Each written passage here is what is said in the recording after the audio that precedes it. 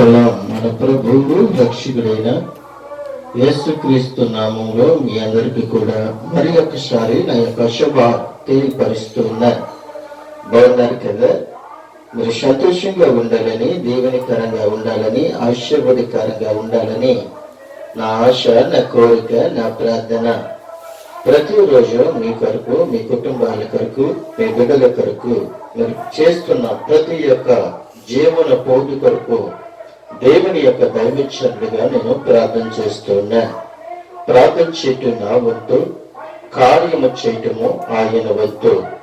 అయితే ప్రియమైన దేవుని యొక్క బిడ్డలారా, ఈ రోజుని మనము కొద్ది నిమిషాలు దేవుని యొక్క వాక్యములో నుండే మనము మాట్లాడుకుందాం. దానికంటే ముందు ఒక ఉదాహరణ మీతో నేను పంచుకోవడానికి ఇష్టపడుతూ ఉన్నాను. ఎందుకని అని అంటే, ఈ లోకంలో బ్రతికినంత కాలము కూడా మనుషులకి ఏదో ఒక అవసరము ఉంటేనే ఉంటది. మనుషులకి ఏదో ఒక అవసరము ఉంటేనే ఉంటది. ఒక విషయాన్ని మనం జ్ఞాపకం చేసుకున్నట్లయితే, ఒక రాజుగారు వెలిచ్చి గుర్రాన్ని కొనుక్కున్నాడు. ఎందుకు కొన్నాడు ఆ గుర్రాన్ని అని అంటే, పందెములో గెలవటానికి ఆ యొక్క గుర్రాన్ని కొనుక్కున్నాడు. రాజుగారు ఎప్పుడైతే వెలిచ్చి ఆ యొక్క గుర్రాన్ని కొన్నాడో, కొన్న తర్వాత ఇంటికి తీసుకుని వచ్చారు. ఇంటికి తీసుకుని వచ్చి అక్కడ అందరికీ ఆ యొక్క గుర్రాన్ని పరిచయం చేస్తూ ఉన్నారు.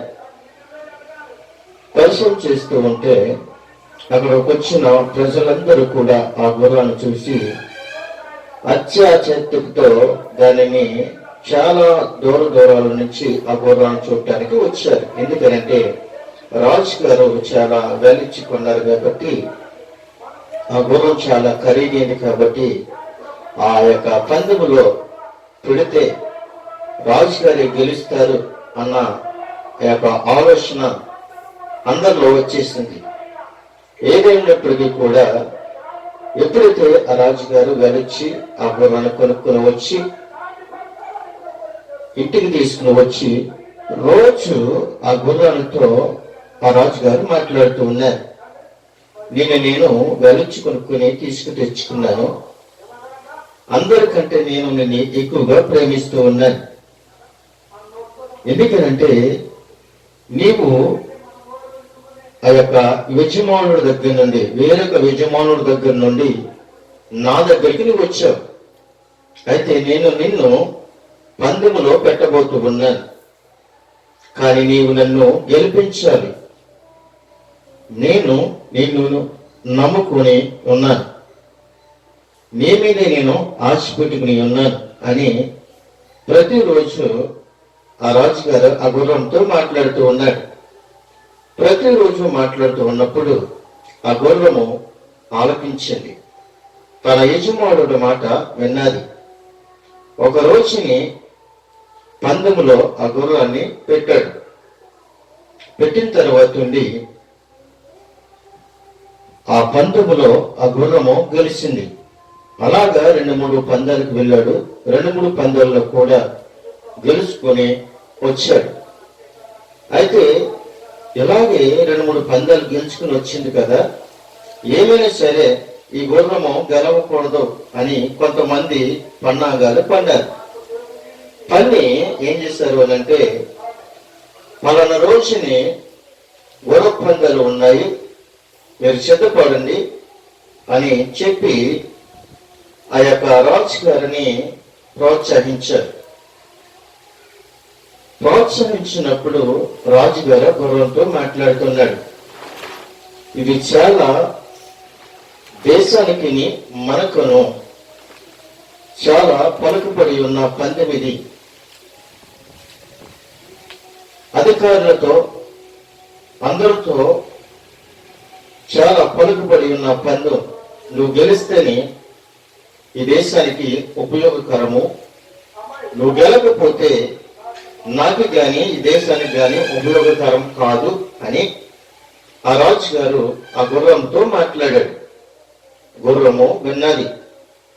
విన్న తర్వాత కొంతమంది పన్నాగం పడ్డారు కదా, ఎటువంటి పరిస్థితులైనా ఈ గుర్రం గెలవకూడదు అని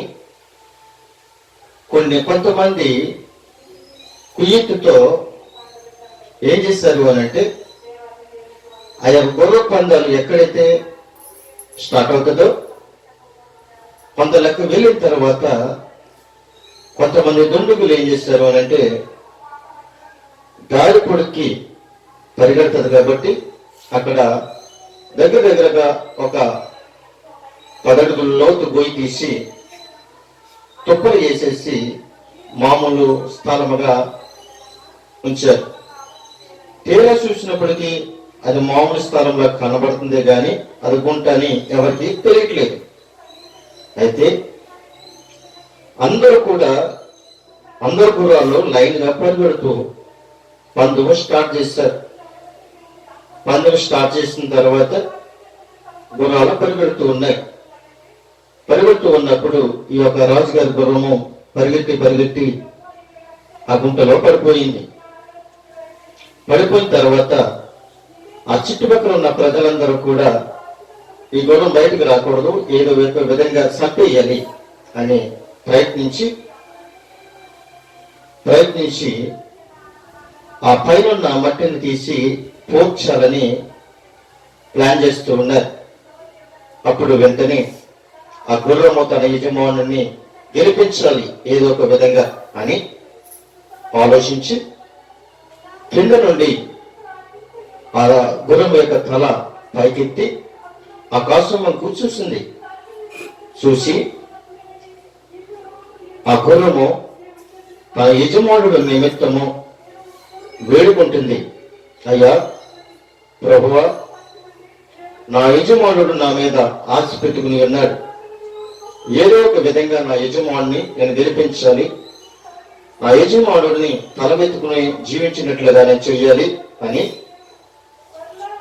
ఆ గుర్రము ఆ గోతుల నుండి పైకి ఆకాశముకు చూసి విజ్ఞాపన చేస్తూ ఉంది.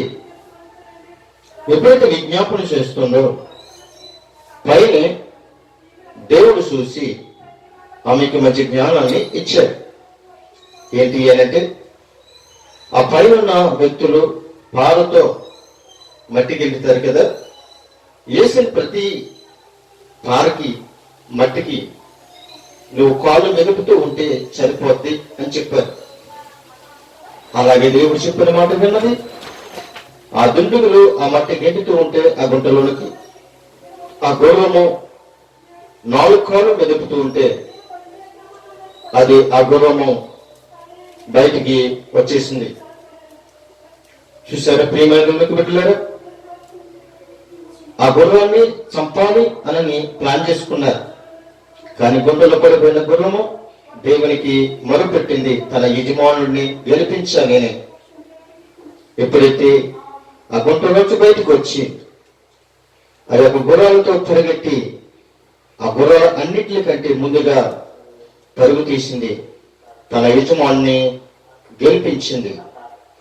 ప్రియమైన దేవునికి బిడ్డలారా, దేవుడు నీ మీద పెట్టుకున్న నమ్మకాన్ని మమ్మ చేయకుండా, దేవుడు నీకు ఇచ్చిన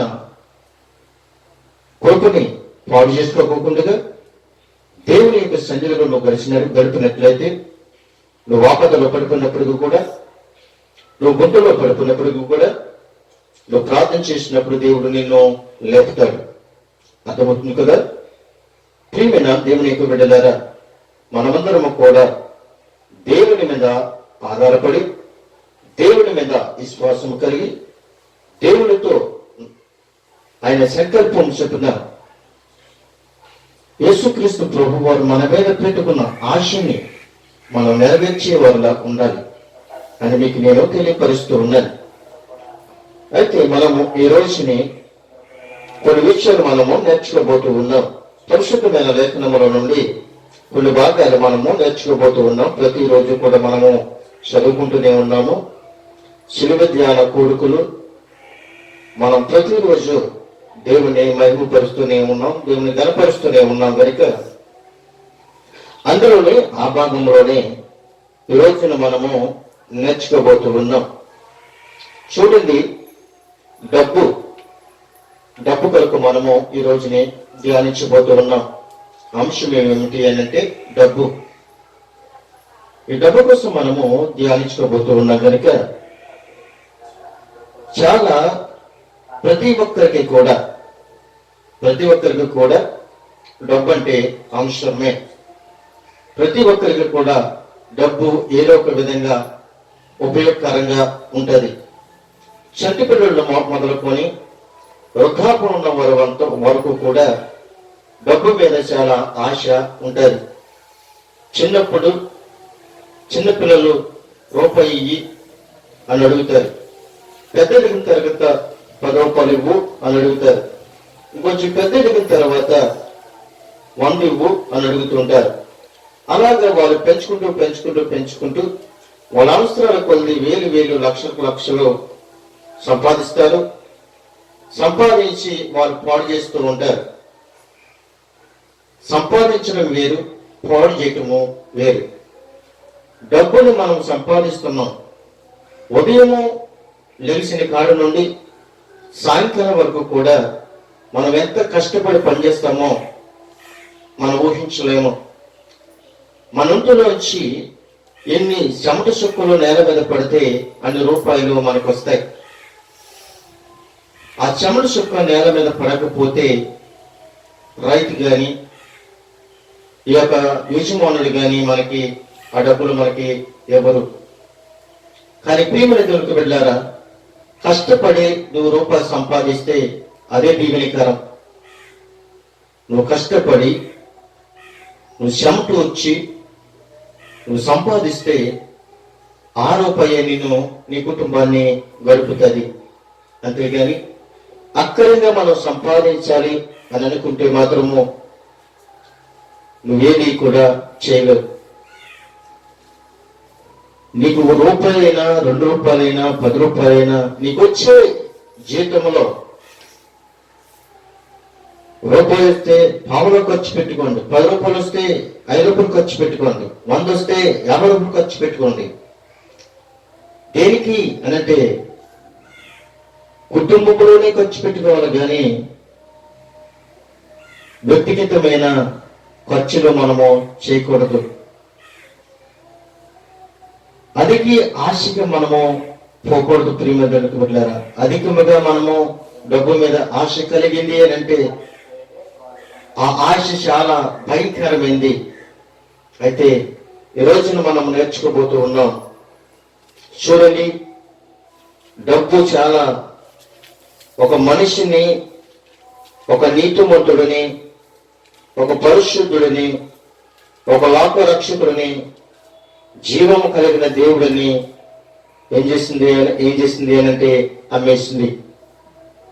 చూడండి ప్రియమైన దేవునికి బిడ్డలారా, మత్తయి సువార్త 26వ అధ్యాయము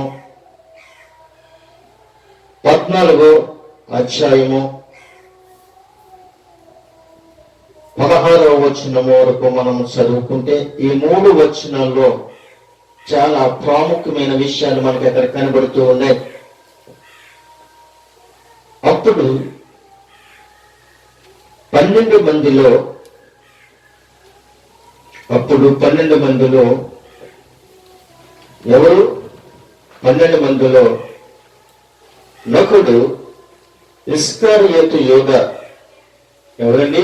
ఇస్కరియోతు యోధా ప్రధాన యాజకుల వద్దకు వెళ్ళి, నేను ఆయనను అప్పగించిన ఎడల నాకేమి ఇత్తురని వారిని అడిగాను. అందుకు వారు 30 ఎండి నాణ్యములు చూసి వానికి ఇచ్చారు. ఒక్కసారి మనము ఆలోచించుకుందాం. ఒక్కసారి మనం ఆలోచించినట్లయితే ఈ యోధా ఇస్కరియోతు 12 మందిలో ఒక శిష్యుడు. ఈ 12 మందిలో ఒక శిష్యుడు కాబట్టి ఈ 12 మంది పేరులో ఒకసారి మనము చదివి తర్వాత మనము ధ్యానించుకుందాం. మత్తయి సువార్త 10వ అధ్యాయము,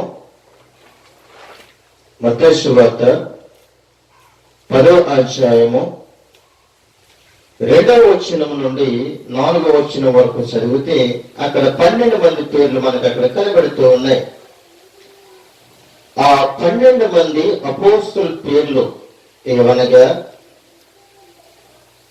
మొదట పేతురు అనబడిన సీమోను, అతని సహోదరులకు ఆంద్రయ, జబదయి కుమారుడు యాకోబు, అతని సహోదరులకు యోహాను, ఫిలిప్పు, బర్తలోమయగు తోమా, సుంకరి అయిన మత్తాయి, అల్ఫయి కుమారుడు అయిన యాకోబు, తథాయనను మారు పేరు గల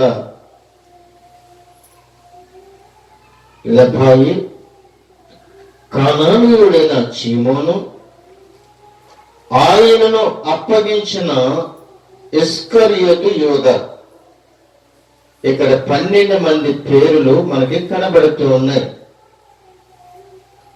ఆయనను అప్పగించిన ఇస్కరియోతు యూదా యేసు క్రీస్తులో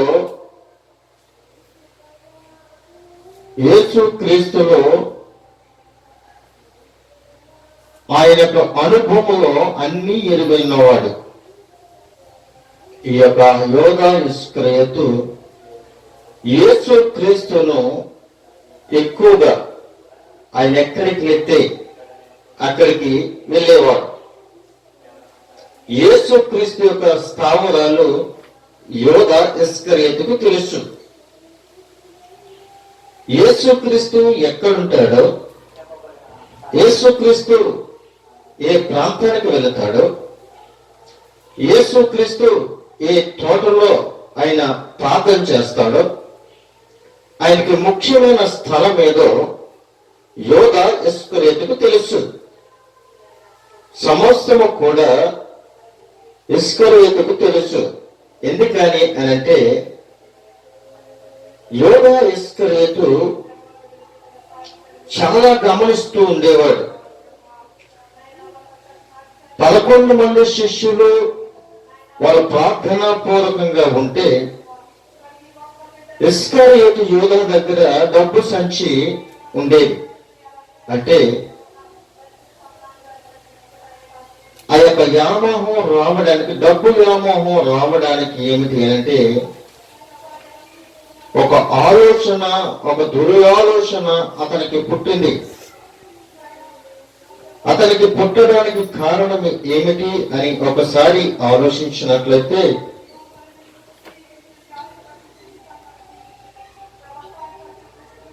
యేసుక్రీస్తును అమ్మాలి, యేసుక్రీస్తును అమ్మాలి, అమ్మితే నాకు డబ్బు వస్తుంది అని ఒక ఆలోచన అతనిలో పుట్టింది కాబట్టి ఈ యోగా ఇస్కరియోతు ఎక్కడికి వెళ్ళాడు అని అంటే, ప్రధాన యాజకుల యొద్దకు వెళ్ళాడు. ప్రధాన యాజకుల దగ్గరికి వెళ్ళి ఆ ప్రధాన యాజకులతో ఆ యొక్క యోగా అంటూ ఉన్నాడు, నేను ఆయనని అప్పగించిన ఎడల నాకేమి మీరు ఇస్తారు అని అడుగుతూ ఉన్నాడు. చూడండి ప్రియమైన దేవుని బిడ్డలారా, చాలా మంది కూడా ఒకసారి ఆలోచించినట్లయితే ఒక ఉదాహరణగా మనము జ్ఞాపకం చేసుకుందాం. ఏంటి అనంటే, చాలా మంది వివాహాలు చేసుకునేవారు. ఒకప్పుడు, ఇప్పుడు కాదండి, ఒకప్పుడు చాలా మంది వివాహాలు చేసుకునేవారు. ఆ రోజుల్లో ఒక ఇంటికి, ఒక్కొక్క కుటుంబానికి 10 మంది పిల్లలు లేక 12 మంది పిల్లలు లేక 5 పిల్లలు, ఇలాగా ఆ కుటుంబంలో సంతానముతో నింపబడి ఉండేది. అయితే ఆ రోజుల్లో వాళ్ళను పోషించుకోవడానికి వాళ్ళు పోషించుకోవడానికి, వారికి తినటానికి కానీ వాళ్ళు కట్టుకోవడానికి కానీ ఆలోచనలో సరైన డబ్బులు ఉండేవో కాదు. ఒక పూట వండుకుంటే మళ్ళీ 2 రోజుల వరకు కూడా భోజనము ఉండేది కాదు. అటువంటి పరిస్థితుల్లో వీళ్ళు అనుకునేవారు, ఈ పిల్లలకి నేను భోజనము ఎలా పెట్టాలి, ఎలా వీళ్ళకి కడుపు నింపాలి అని అనుకునేవారు. అయితే కొంతమంది పిల్లలు లేని వారు వచ్చి, అమ్మా నీకు ఇంతమంది పిల్లలు ఉన్నారు కదా, అందులో ఒక కుమారుని కానీ కుమార్తెను కానీ మాకు దత్తముగా ఇస్తావా, కొన్ని డబ్బులు ఇస్తాము అని చెప్పినప్పుడు ఇలా అనుకునేవారు, ఎక్కడైనా నా పిల్లలు బ్రతుకుతారులే అని ఆలోచనలో ఒక 500-1000 రూపాయలు తీసుకొని ఆ పిల్లలని ఆ పెంచుకునే వారికి ఇచ్చేవారు. నా దగ్గర ఉండడానికంటే ఎగటి వాళ్ళ ఇంటి దగ్గర ఉండి వాళ్ళు శుభ్రంగా చూసుకుంటారు కదా, వాళ్ళకి ఏ లోటు ఉండదు కదా అని ఆ పిల్లలని వారింటికి పంపించేవారు.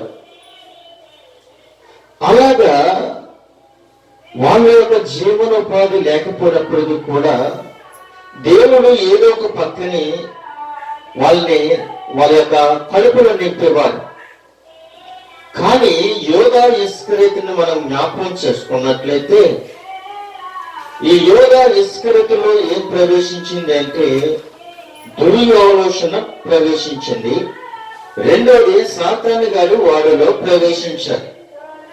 సాతాను గారు వాడిలో ప్రవేశించాడు, దుర్యోలోచన వాడిలో పుట్టింది. కాబట్టి యేసుక్రీస్తు ప్రభు వారిని నేను ఎలాగా అప్పగించాలి అన్న ప్రయత్నించి, సుఖం లేదు, ఏదో ఒక విధంగా నేను డబ్బు సంపాదించాలి అన్న థాటుతో ఆ యోధా ఇస్కరియోతు ప్రధాన యాజకుల యొద్దకు వెళ్ళి ఆ ప్రధాన యాజకులతో అక్కడ ఒప్పందము కుదుర్చుకుంటూ ఉన్నాడు.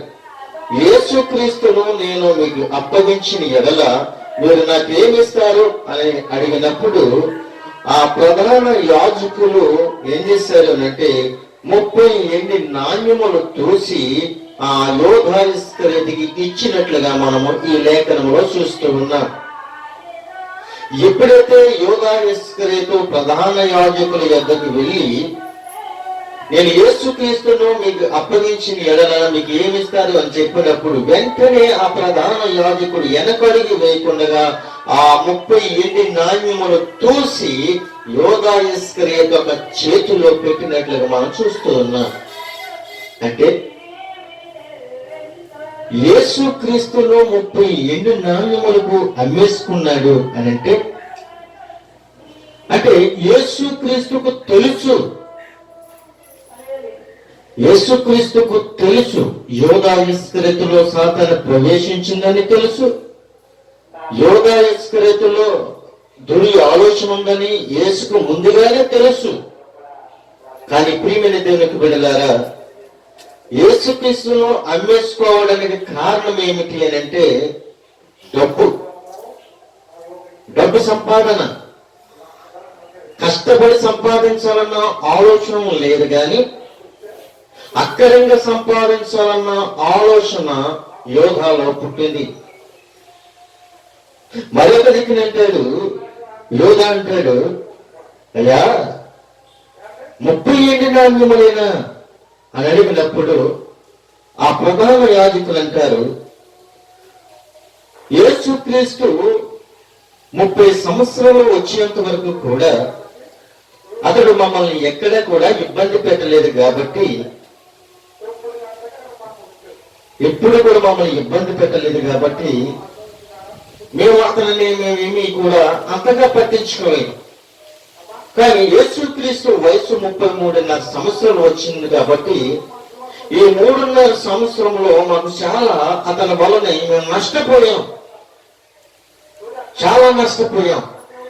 జనములో కావచ్చు, జన సమూహంలో కావచ్చు, స్వస్థత విషయంలో కావచ్చు, విశ్రాంతి విషయంలో కావచ్చు, ధర్మశాస్త్ర విషయంలో కావచ్చు, ఏ విషయంలోనే కావచ్చు, మాకు చాలా లాసు, యేసుక్రీస్తు వలన చాలా లాసు. అందుకే యేసుక్రీస్తు 30 సంవత్సరాల వయసు వచ్చేంత వరకు కూడా అతనిలో మాకు ఏమీ కనిపించలేదు. కానీ 3.5 సంవత్సరంలో మాత్రమే అతనిలో మాకు మార్పు వచ్చింది. కాబట్టి అందుకే అతనికి వయసుకి సంబంధించి సంవత్సరానికి నాణ్యము చెప్పున 30 సంవత్సరాలు చూసి నీకు ఇస్తున్నాము, మమ్మల్ని నీవు అవమానపరచొద్దు అని ఆ ప్రధాన యాజకులు చెప్పినట్లుగా, ఆ ప్రధాన యాజకుల యొద్ద నుండి ఆ డబ్బు తెచ్చుకున్నట్లుగా మనం చేస్తూ ఉన్నాం. చూసారా, 30 ఎండి నాణ్యములకు సర్వలోకం సృష్టికర్త అయిన యేసుక్రీస్తుని అమ్మేసుకున్నాడు. పరలోకం నుండి భూలోకానికి వచ్చి మన కొరకు, మన బిడ్డల కొరకు, మన కుటుంబం కొరకు, మన కొరకు, మన పాపముల కొరకు ఆయన కలవరిగిరిలో ప్రాణం పెట్టడానికి ఈ లోకానికి వస్తే ఆయన డబ్బు కొరకు, మనము డబ్బు కొరకు అమ్మేసుకుంటున్నాం. మరి ఒకరు అబద్ధాల కొరకు దేవుణ్ణి అమ్మేసుకుంటాం. అబద్ధాల కోరులు, అబద్ధాలు ఆడుతూ కూడా దేవుణ్ణి అమ్మేసుకుంటున్నాం మనం. కొంతమంది అంటారు తల్లితోడు, అమ్మతోడు, నాన్నతోడు, భూమితోడు, ఆకాశంతోడు, పిల్లలతోడు, భార్యతోడు, భర్తతోడు, ఇలాగా అందరి మీద ఓట్లేసుకుని బ్రతికిన వాళ్ళని ఎంతో చూస్తున్నాం. తప్పు చేస్తూ తప్పుని కప్పించుకోవడానికి కూడా ఓట్లేసుకుంటూ మనము ఏం చేస్తున్నాము అంటే తప్పించుకుంటున్నాం. బైబిల్ గ్రంథంలో అబద్ధమాడిన స్త్రీ పురుషులు చనిపోయారు. అననీయ సఫీరులని భార్య భర్తలు వాళ్ళిద్దరు కూడా చనిపోయినట్లుగా మనం బైబిల్లో చూస్తూ ఉన్నాం. వాళ్ళ భూములు వేలకమ్మారు, అట్టుకొచ్చి అపోస్తుల పాదములు ఎత్తుకు పెట్టారు. అపోస్తులు అడుగుతూ ఉన్నారు, అమ్మా అయ్యా ఇంతకైనా మీరు అమ్మింది? ఇంతే. పరిశుద్ధాత్మను మీరు మోసగిస్తున్నారేమో ఒకసారి పరిశీలించుకోండి. అబద్ధాలాడి దేవుణ్ణి అవమానపరుస్తున్నారేమో, అబద్ధాలాడి దేవుణ్ణి అమ్మేసుకుంటున్నారేమో, యోగయుక్తులుగా మీరు మారిపోతున్నారేమో. జ్ఞాపకం చేసుకోండి, పొగట్టున్నాడు. అబద్ధాలు గురుగా బతకండి. అవునంటే ఎవరు, కాదంటే కాదు అని మీరు నడుచుకోండి అని ప్రభు అంటున్నాడు. ఆయన అన్నాడు కదా, 30 ఎండి నాణ్యములు చూసి అతనికి ఇచ్చినప్పుడు యోధా ఇస్కరియోతు అప్పటి నుండి ఆయనను అప్పగించుటకు తగిన సమయాన్ని కనిపెడుతూ ఉన్నాడు. చూసారా, ఎప్పుడైతే 30 ఎండి నాణ్యములకు యేసుక్రీస్తును అమ్మేసుకున్నాడో అప్పటి నుండి యేసుక్రీస్తు ఎక్కడుంటాడా అని వెతికే సమయము ఎదురు చూస్తూ ఉన్నాడు. ఆ సమయాన్ని కనిపెడుతూ ఉన్నాడు. ఏ ప్రాంతంలో దొరుకుతాడో, ఏ ఇంటి దగ్గర దొరుకుతాడో, ఏ సమాజంలో దొరుకుతాడో, ఏ ప్రజల మధ్య దొరుకుతాడో అని ఆ యొక్క యోధా ఇస్కరియోతు సమయాన్ని పట్టుకొని వెతుకుతూ ఉన్నాడు, కనిపెడుతూ ఉన్నాడు. ప్రియమైన బిడ్డలారా, ఆ సమయము రాని వచ్చింది. మన శిష్యులు తీసుకొని గెచ్చమైన తోటలకు వచ్చి ఆ గెచ్చమైన తోటలో మన శిష్యులతో అంటూ, అయ్యా మీరు మెలుకోకుండా ప్రార్థన చేయండి అని కొంత లెక్క వెళ్ళి ప్రభువైన దేవుడు తన తండ్రికి విజ్ఞాపన చేస్తున్నాడు, ప్రార్థన చేస్తూ ఉన్నాడు. వచ్చాడు. ఆ శిష్యులు నిద్రపోతూ ఉన్నారు. అయ్యా, నిద్రపోతూ ఉండారా? ప్రార్థన చేయండి అని యేసుక్రీస్తు అడిగారు. ఈ శిష్యులు అంటున్నారు, ప్రభువా, నిద్ర మమ్మల్ని శోధిస్తూ ఉంది అని వీరు చెప్తూ ఉన్నారు. మళ్ళీ కొంతలకి వెళ్ళి యేసుక్రీస్తు ప్రభువారు సాగలపడి ప్రార్థన చేస్తూ మళ్ళీ తిరిగి ఆ శిష్యుల దగ్గరికి వచ్చాడు. శిష్యుల దగ్గరికి వచ్చిన తర్వాత శిష్యులు నిద్రపోతూ ఉన్నారు. ఆ శిష్యులని నిలగొట్టి, ఒక గడియలలో మీరు మేలుకుని నిద్రపోరు, మరి మెలుకుని ప్రార్థన చేయలేరా? నిద్ర మేలుకుని ఉండలేరా అని వాళ్ళని నెగ్గొట్టి అడుగుతూ ఉన్నాడు. ఆ శిష్యులు అంటూ ఉన్నారు, ప్రభువా, నిద్ర శాతాను శోధించినట్లుగా మమ్మల్ని శోధిస్తూ ఉంది అని అడుగుతూ ఉన్నారు. మళ్ళీ వెళ్ళి మీరు ప్రార్థన చేయండి అని చెప్పి మళ్ళీ కొంత లెక్కెళ్ళి తండ్రికి వేడుకుంటున్నాడు. తండ్రి,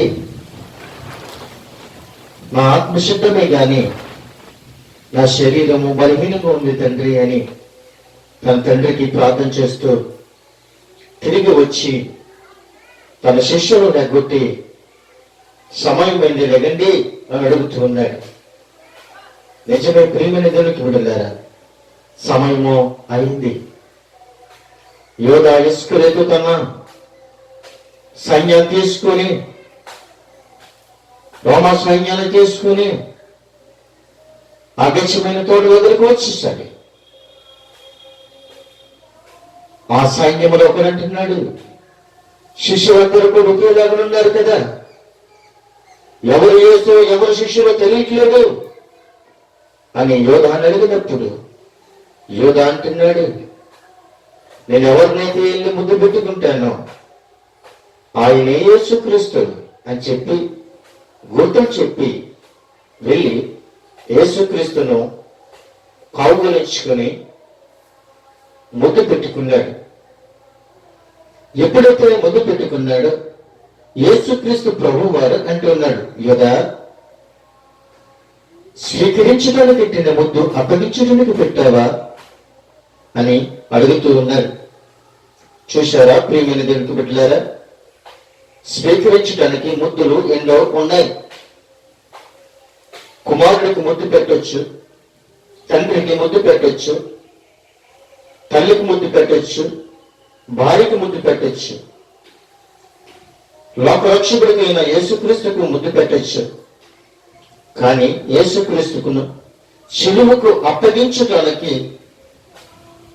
యోధా ముద్దు పెట్టాడు. యేసును మరణానికి అప్పగించడానికి యోధా ముద్దు పెట్టాడు. చూశారా ప్రియమైన దేవునికి బిడ్డలారా, ఆయన మరణించాలని, ఆయన శిలువకి అప్పగించాలని, ఆయన హింసించాలని యోధా ముద్దు పెట్టాడు. ఎంత ఘోరము! ఒకసారి మనం పరిశోధించుకున్నట్లయితే అది అన్యాయము కదా. యోధా ఇస్కరేతు దేవుని దగ్గరే ఉన్నాడు, దేవుడి దగ్గరే తిన్నాడు, దేవుడి దగ్గరే కూర్చున్నాడు, దేవుని యొద్దే పరిచర్య చేశాడు, దేవుని యొద్దే సువార్తను ప్రకటించాడు, దేవుని యొద్దే అద్భుత కార్యాలు చూశాడు. ఎన్ని చూసినప్పుడు కూడా యేసయ్యను అప్పగించాలి అన్న ఆలోచన దుర్బుద్ధి యోధాలో పుట్టింది. ప్రియమైన దేవునికి బిడ్డలారా, ఈ లోకంలో లేవు ఎన్నో ఆలోచన ఉండొచ్చు, అయినప్పటికీ కూడా అవి విడిచిపెట్టినట్లయితే యోధా బ్రతుకు మనకి రాకూడదు.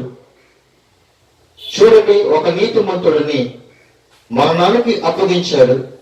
ఆ నీతిమంతుడు శిలువలో మరణించడానికి చిత్తబడినప్పుడు ఒక నీతిమంతుడిని నేను అప్పగించాను అని యోధా ఒక చెట్టుకి ఉరి పోసుకుని ఆ 30 ఎండి ధాన్యములు ఆ చెట్టు పక్కని పడేసి ఉరిపోసుకుని చనిపోయాడు. తన తప్పును తెలుసుకున్నాడు, తప్పును తెలుసుకుని చనిపోయాడు. కానీ పాప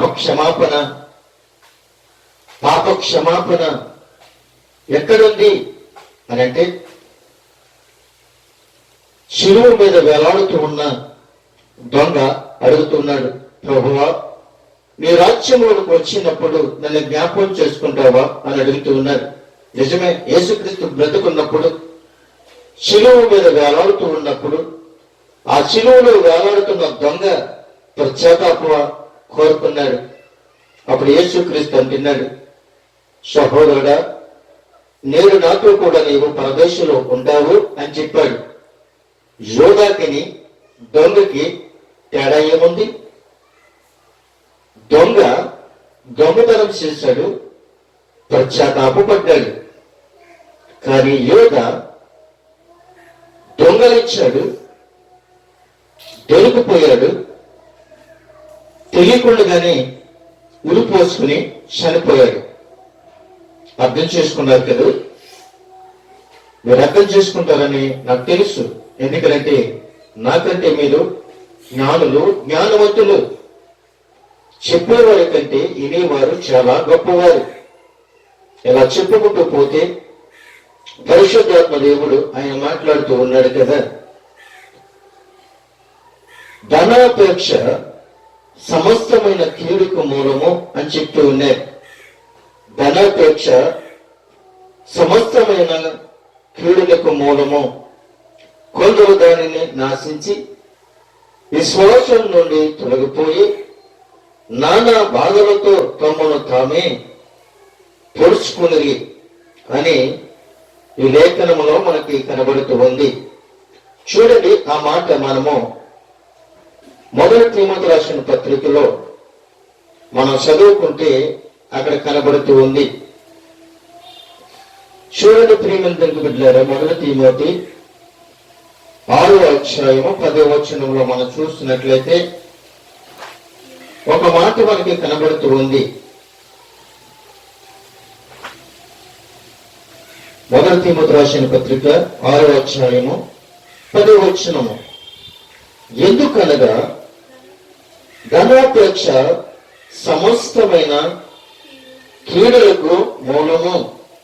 కొందరు దానిని ఆశించి విశ్వాసము నుండి తొలగిపోయి నానా బాధలతో తమను తామే పొడుచుకున్నది. చూసారా, ఇక్కడ మనం చూసినట్లయితే యోధా ఇస్కరియోతు ధనాపేక్ష గలవాడే ఉన్నాడు. ధనాపేక్ష గలవాడే అన్నాడు, కీడును కొనుక్కి తెచ్చుకున్నాడు. విశ్వాసములో నుండి అవి విశ్వాసములోనికి జారిపోయాడు. విశ్వాసములో నుండి అవి విశ్వాసంలోనికి జారిపోయాడు. ధనము సంచి దగ్గర ఉన్నప్పటికీ కూడా ధనాపేక్ష ఆశించాడు కాబట్టి ఏం కొనుక్కు తెచ్చుకున్నాడు అని అంటే, కీడును కొనుక్కు తెచ్చుకున్నాడు. కీడును కొనుక్కు తెచ్చుకున్నాడు, నానా బాధలు భరించాడు, చెట్టుకు ఉరిపోసుకున్నాడు, చనిపోయాడు. అది కీడా లేదంటే లాభమా? ఒక్కసారి మీరు పరిశోధించుకోండి. ఏ పురుషుడైనా ఏ స్త్రీ అయినా ఎవరి మొదలుకొని వృద్ధాపులు ఉన్న ప్రతి ఒక్కరికి కూడా ధనాపేక్ష అవసరమే. బతకడానికి కానీ, తినడానికి కానీ, త్రాగడానికి కానీ, కట్టుకోవడానికి కానీ, ఖర్చు పెట్టుకోవడానికి కానీ, అనారోగ్యానికి కానీ, హాస్పిటల్ తిరగడానికి కానీ, మందులకు కానీ, ప్రతి దాన్ని కూడా ఉపయోగించుకోవచ్చు. కానీ అధికముగా దాన్ని మనం ఉపయోగిస్తే అది మనకి చేదుగా మారిపోతుంది. ఆ డబ్బుని మనము పూజించకూడదు.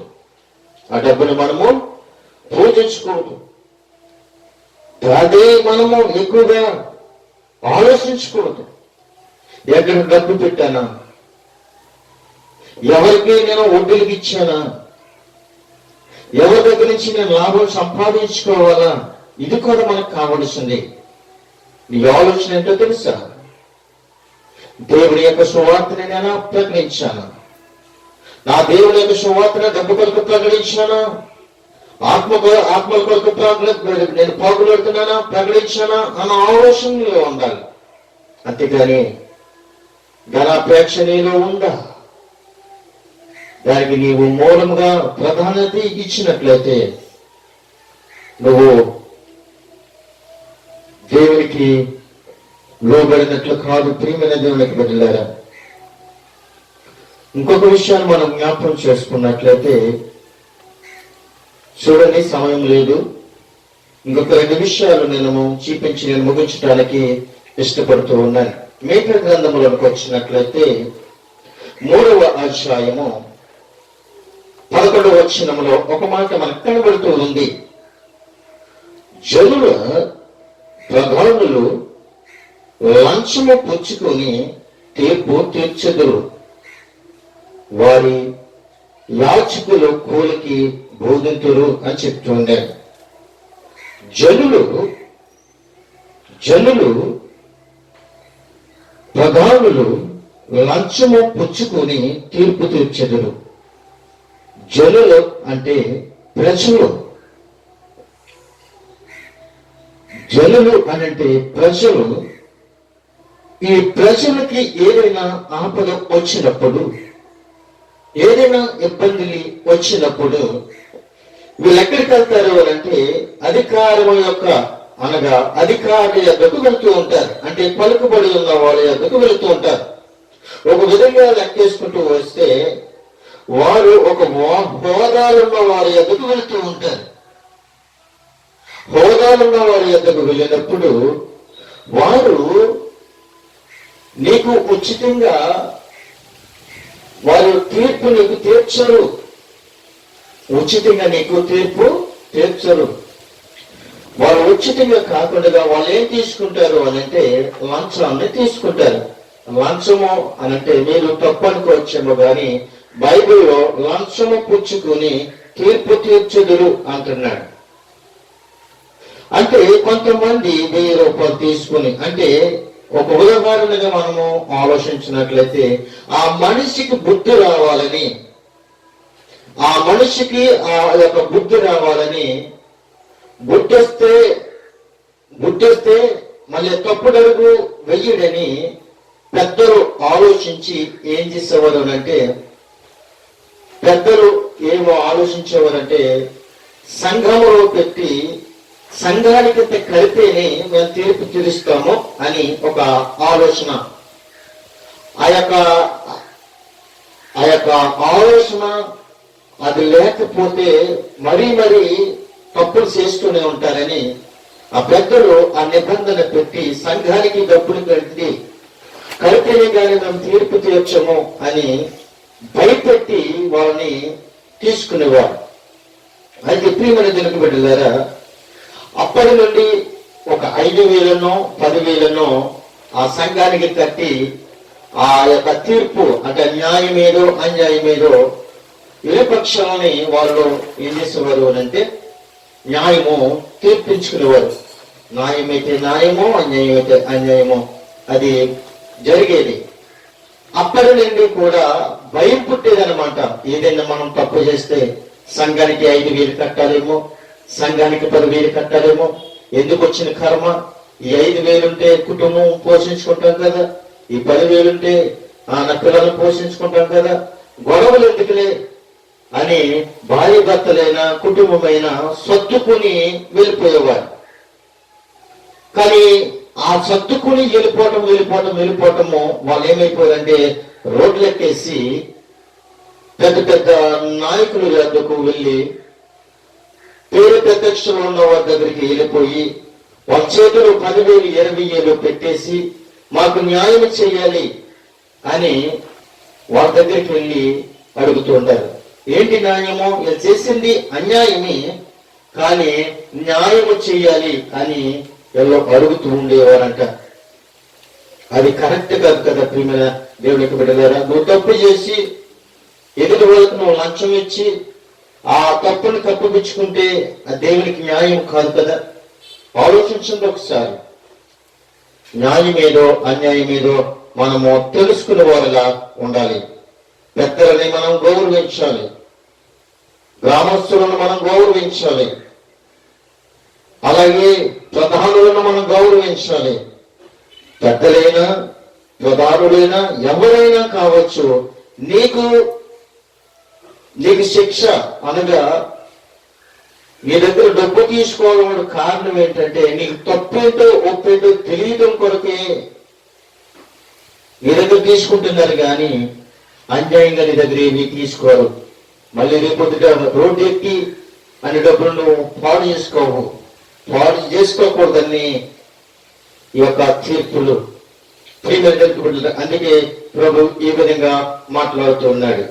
రెండవదిగా మనం చూస్తున్నట్లయితే అదే మీకా గ్రంథంలో 2వ అధ్యాయము 11వ వచనంలో కూడా మరొక మాట మనకి కనబడుతుంది. చూడండి, వ్యర్థమైన మాటలు పలుకుచు అబద్ధకుడై ద్రాక్షారసములను బట్టి మద్యములను బట్టి నేను మీకు ఉపన్యాసము చేయుదునని అబద్ధము చెప్పుచు ఒకడు వచ్చిన ఎడల వాడే ఈ జనులకు ప్రవక్త యోగును అని చెప్తూ ఉన్నాడు. చూడండి ప్రియమైన బిడ్డలారా, వ్యర్థమైన మాటలు మనం మాట్లాడకూడదు. వ్యర్థమైన మాటలు మాట్లాడితే ఇలాగే ఉంటుంది. వ్యర్థమైన మాటలు మాట్లాడితే డబ్బులు ఖర్చు పెట్టుకోవాలి. వ్యర్థమైన మాటలు మాట్లాడితే తీర్పులోనికి మనం వెళ్ళి నుంచోవలసి వస్తుంది. వ్యర్థమైన మాటలు మాట్లాడితే జనంలోకి వెళ్ళి నుంచోవలసి వస్తుంది. కానీ మనం మాట్లాడిన ప్రతి మాట బైబిల్ గ్రంథములో నుండి మనం తీసుకోవాలి, కానీ మన సొంత మాటలు మనం తీసుకోకూడదు. బైబిల్ గ్రంథంలో ఉన్నదే మనం బోధించాలి, బైబిల్ గ్రంథంలో ఉన్నదే మనం ప్రకటించాలి, బైబిల్ గ్రంథంలో ఉన్నది ఉన్నట్టుగానే మనము ప్రకటించేవారిలా ఉండాలి. ఎందుకంటే ప్రభువైన యేసుక్రీస్తు ఒక మాట అంటున్నారు, గ్రంథములో నుండి మాటలు తీసివేసిన శాపమే, బైబిల్ గ్రంథములో బయట మాటలు వేసిన శాపమే. వేసిన వాడు శాపగ్రస్తుడు, తీసిన వాడు శాపగ్రస్తుడు. శాపాన్ని కొనుక్కు తెచ్చుకుంటే బయట మాటలు వేసుకో. ఆశీర్వాదకరంగా ఉండాలి అని అనుకుంటే గ్రంథంలో ఉన్న పరిశుద్ధమైన గ్రంథంలో ఉన్న మాటలే నువ్వు బోధించు. యూదా ఇస్కరియోతు డబ్బుని ఆశించాడు, నీతిమంతుడిని శిలువకి అప్పగించాడు.